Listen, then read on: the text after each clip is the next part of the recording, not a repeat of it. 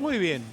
Millones de personas en el mundo y en la República Argentina tienen asma, son asmáticos. Y hay periodos del año que se sufre mucho más, Sí. mucho más.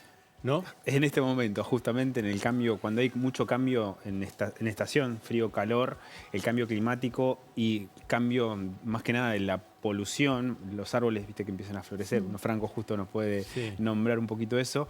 Cambia un poco. Cambia mucho y Vamos. ayuda mucho el hecho, el control y de reconocerlo más que nada. Vamos a presentar, Dardo tiene una presentación en la cual vamos a presentar el tema y posteriormente vamos a hablar con él.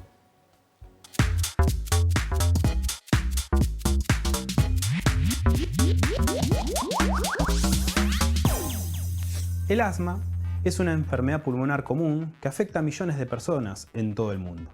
Se caracteriza por una inflamación crónica de las vías respiratorias.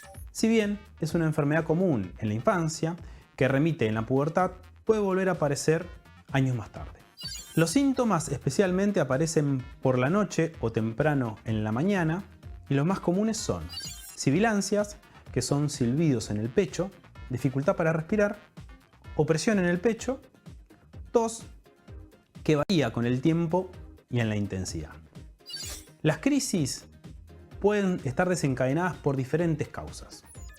Exposición a alérgenos como el polen, los ácaros, los animales domésticos y los hongos, irritantes como el humo del tabaco, la contaminación del aire, productos químicos en el lugar de trabajo, ejercicio intenso, el frío, ciertas infecciones respiratorias y ciertos medicamentos. Se diagnostica a través de la evaluación clínica detallada y además se realizan pruebas funcionales respiratorias y pruebas alérgicas. Una vez diagnosticado, el tratamiento para el asma incluye, por un lado, control de los desencadenantes, por ejemplo, limpieza del hogar y hacer ejercicio regular. Por otro lado, medicamentos. Los inhaladores o PAF son los métodos más comúnmente usados para controlar la inflamación de los bronquios y para aliviar los síntomas de las crisis. Si se experimentan síntomas graves o si tenés dificultad para respirar, es importante buscar atención médica de inmediato.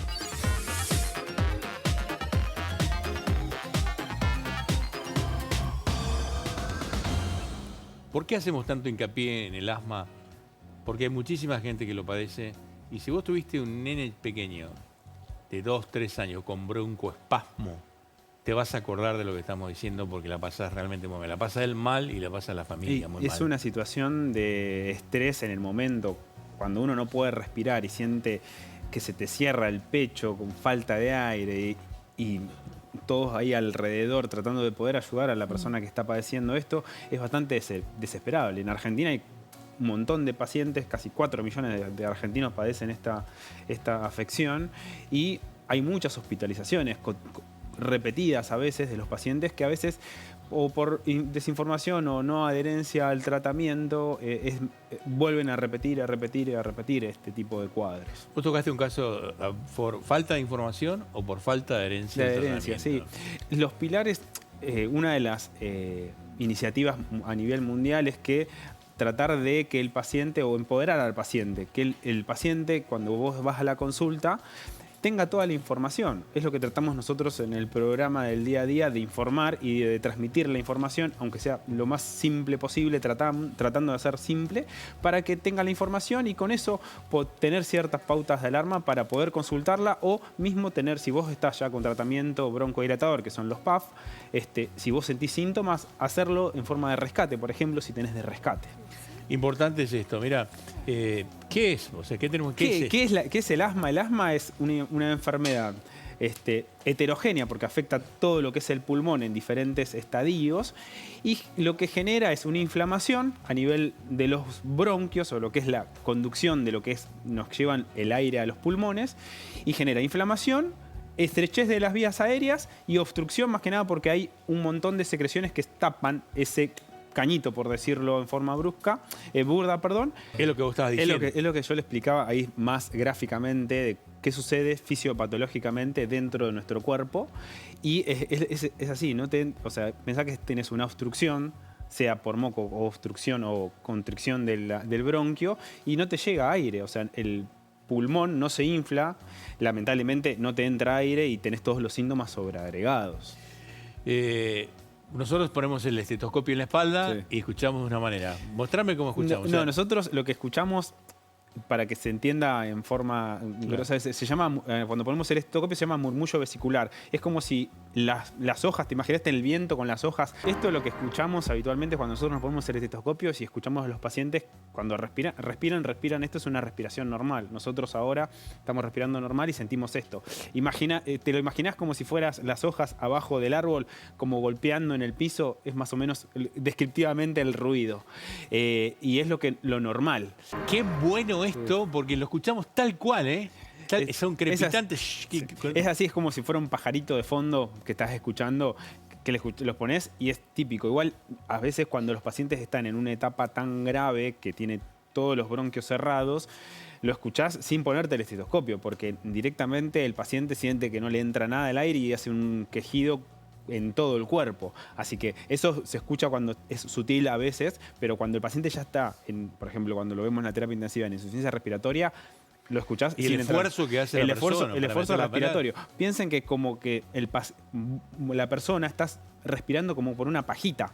O sea, si vos te pones una pajita y querés respirar, no te va a entrar el aire y en un momento te vas a sentir muy ahogado. Es lo que está sintiendo el paciente porque no le está entrando el aire. Se ve la desesperación de no poder meter el aire, ¿no? Qué desesperación. Es muy desesperante, es muy desesperante. Y no poder sacarlo. Es extraordinario como los actores, el caso de Gael García Bernal, cómo se ponen en la piel y cómo lo hacen. Sí, pero es así, es así. ¿Por qué le dan adrenalina? Él lo más probable es que no tenía otra cosa para darle. Él sabía que ya era asmático de base y es una medicación que hacemos de rescate en caso de urgencias. Le damos adrenalina subcutánea, o intramuscular. Eso genera broncodilatación a nivel de los bronquios y disminuye mucho los síntomas. Así que, o en general, la idea es que no lleguemos a esto, más que nada para prevenirlo. Si uno está usando broncodilatadores, hay broncodilatadores de acción rápida que vos lo haces el puff y dilatan rápido, pero hay distintos medicamentos que podés usarlo, por ejemplo, para broncodilatarlo o también para disminuir lo que es la inflamación a nivel de la pared del bronquio, que son los corticoides inhalados también. Hay un abanico muy grande de tratamiento que podés usarlo dependiendo cómo estés vos sintomáticamente. Vero, ¿consultas para Dardo a qué mail? Consultas para Dardo @ médico y familia C9, canal9.com.ar. Perdón. ¿Cuáles son los síntomas? Los síntomas los estuvimos viendo en forma resumida con los videos, pero lo que tenemos es dificultad respiratoria, o sea, que te falta el aire, tenés un poquito más de frecuencia respiratoria.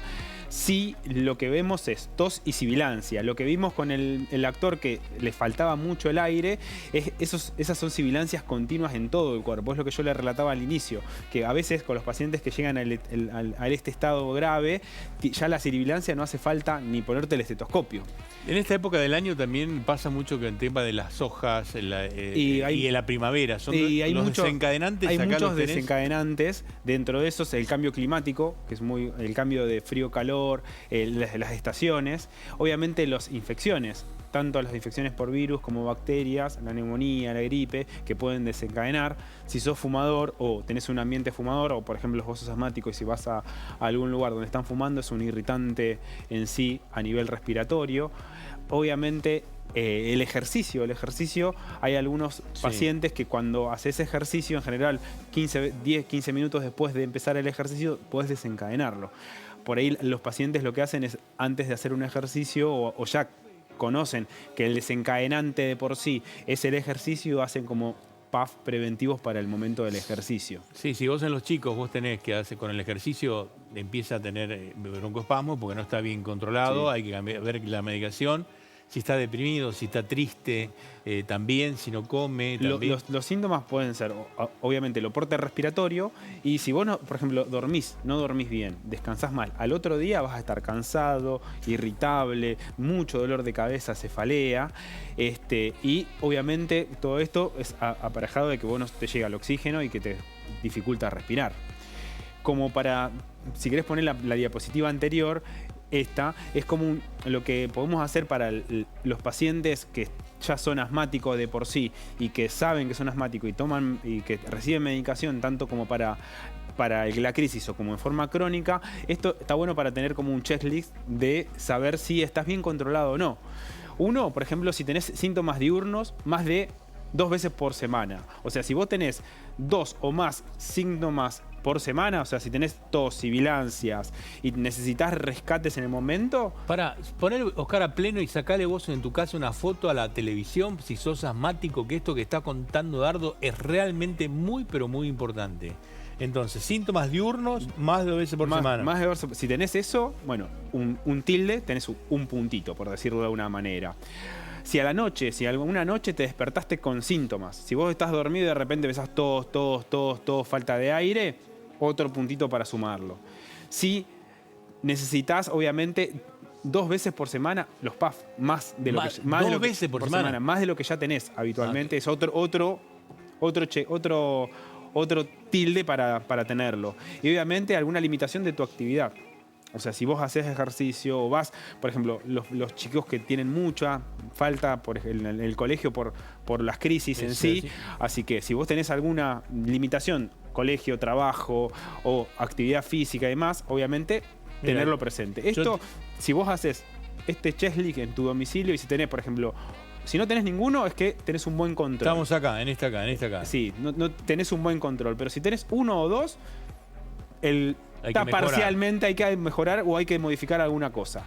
Y si tenés los 4 o 3 o 4, obviamente algo no está bien y obviamente no está controlado y tenés que consultar porque es importante para tu vida cotidiana en sí. Es buenísimo este cuadro, buenísimo. Si sos asmático, tenés un chico con broncoespasmo, volverlo a mirar, yo voy a descartar y lo voy a volver a poner sin gráficos, ahí ponela, ahí la tenés, Oscar, ponela a pleno, sacale foto, pensá esto. Si estás sin control o parcialmente controlado, tenés que consultar a su médico. Sí, la idea de este cuadrito es tener pautas de alarma para que si vos tenés alguno de estos que nombré recién, consultar y por ahí te puede modificar o tenés que hacer algunos cambios en el estilo de vida. Tratamientos. El tratamiento, hay un abanico de drogas y de medicación, en general son todas broncodilatadores con PAF, algunos lo hacemos en forma de rescate o como por ejemplo si tenés en forma repetida para disminuir la inflamación se usan corticoides inhalados. Hay un montón, obviamente acá la idea es que obviamente que lo uses, cada uno tiene su indicación, su seguimiento y los PAF lo explicamos varias veces cómo hacerlo, pero en forma brusca y en forma rápida, obviamente tranquilo. Lo que hacemos es siempre el PAF, cuando lo abrís, tenés que fijarte que no esté ni vencido, siempre cualquier fármaco que vos uses o cualquier medicación que siempre esté en fecha para uso y cuando vos destapás que no tenga ninguna cosa que obstruya que salga el fármaco, porque estos son inhalados, son como spray que tenés que inhalarlos. ¿Sabés que me gustaría que cuando tengamos un PAF acá, traerlo y que vos lo muestres cómo se utiliza? Porque a mucha gente, vos mostramos el año pasado, lo pasamos que te lo ponen en el cuello. Sí. O sea, tenemos que tener claridad porque los PAF son muy importantes cómo lo utilizás. Primero no son baratos, son carísimos. No son caros, en general esto hay que, obviamente con la obra social y demás, dependiendo de qué indicación tenga, pero lo que hay que hacer es, eso por lo menos, checar el inhalador. Después, lo que hacemos es, respirar hondo, largar todo el aire. O sea, que todo el pulmón se vacíe. Y posteriormente, obviamente, ponértelo en la boca, sellar todo lo que es la boca alrededor del PAF. Y cuando vos estás apretando el PAF, inspirás todo lo que puedas. Y ahí mantenés por lo menos entre 5 a 10 segundos el aire. ¿Para qué? Para que la droga vaya a todo el pulmón. Y después exhalás. Eso dependiendo de cuántos PAF necesites. Vamos a la última placa, que para mí es importante que vos sepas cuándo tenés que hacer, qué es lo que tenés que saber y cuándo consultar, ¿no? Sí, el uso primero y principal, saber es lo que tratamos al inicio. Esto es empoderar al paciente para que tenga todas las herramientas para que, obviamente, si tienen alguna situación de fuerza mayor o algo sintomático de por sí, que consulte. O sea, porque vos, si estés con síntomas, ¿cómo tratar de revertir esa situación en el momento? Porque en general los pacientes que tienen asma ya se conocen, saben los síntomas, saben los desencadenantes y por ahí tienen pautas de alarma de tratamiento de rescate en ese momento para poder, si tenés que ir a una guardia, a un hospital o a tu neumonólogo, te da cierto margen. Así que la idea de esto es que uno se reconozca, que estés, por lo menos algunos médicos lo que hacemos es indicarlo en forma escrita para que vos tengas Claro, lo que clarísimo tiene que tengas que hacer en ese momento. El 2 es recibir las vacunas. Esto es La muy vacuna, oportuno. justo ahora que está la vacuna antigripal, la vacuna de la gripe, la neumonía, del neumococo y demás, obviamente tienen indicaciones, así que esto siempre, todos los años y control. Y esto, ¿cuándo consultar a la guardia? Me parece muy importante. Esto sí, más que nada para cuándo evitar, si querés poner la otra, que son los... La otra, Ahí está. No, la otra, ahí está. En esto, volví atrás. Ahí está, acá, mirá.